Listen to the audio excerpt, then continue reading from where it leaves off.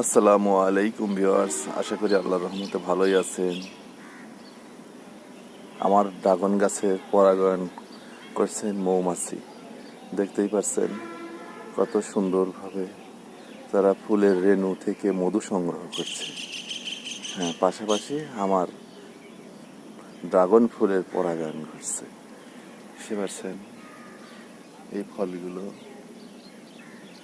এই যে ফুলগুলো, এগুলো আগে আসছে, এগুলো ফলগুলো সুন্দরভাবে ফুটে আছে, ফুলগুলো আবার নতুন করে আসছে।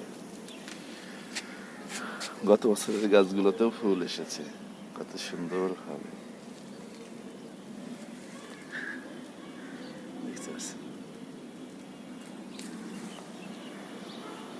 দু একটা গাছ লাগিয়েই আপনি ড্রাগন ফলের চাহিদা পূরণ করতে পারবেন।